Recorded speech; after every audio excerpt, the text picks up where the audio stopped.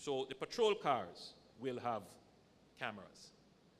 And then there are the body-worn cameras of a particular form factor which is placed on the chest of an officer. We have some of that already in deployment, and we have about 1,000 in deployment, and we have another 1,000 in procurement, and we are working on another 1,000 to come. We simply don't have the resources to do it all at once. And even if we got all the cameras all at once, they couldn't be deployed all at once because the training to use them, and then all the backup services, and then the broadband and connectivity that is required for upload and safekeeping in order that the images that are captured are evidentiary.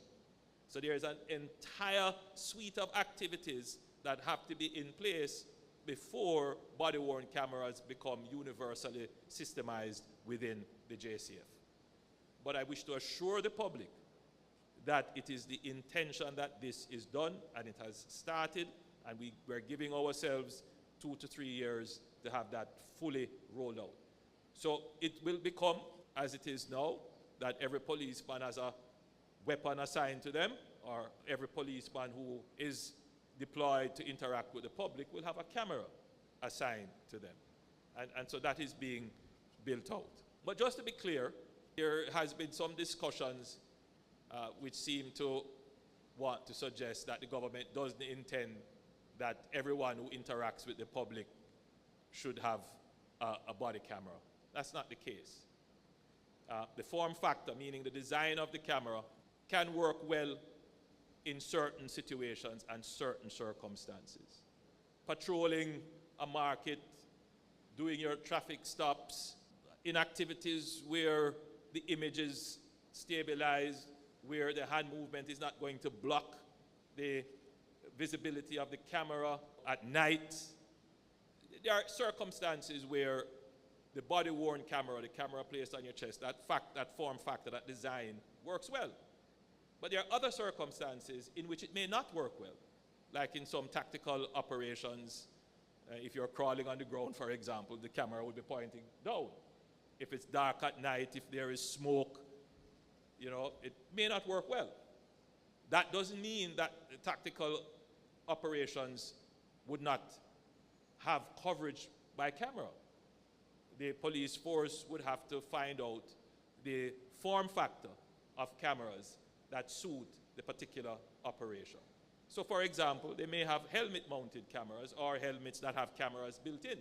That might be an option. So just to put everybody at ease, there is no intent to say some units will have cameras and some won't. The intent is to make sure that there is this tool of accountability for our officers. And in as far as possible, that tool will be deployed as long as it does not compromise the safety of the officer or the success of a mission.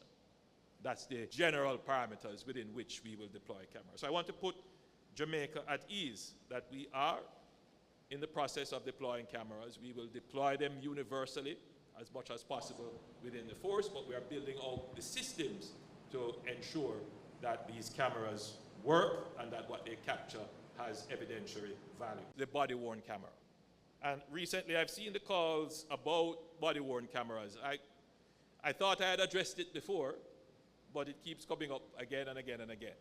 To be clear, it is the policy of the government to fully deploy camera systems for the police force. Notice I've used the term camera systems. The systems involve closed-circuit television coverage connected to command and control centers right across the island. We are investing in a C5 type center right now as we speak. We are building out Jamaica Eye, so that's a part of cameras. We have some capabilities, but very limited, with putting cameras in patrol cars. That is being spec'd and worked on as we speak. We will see that being rolled out.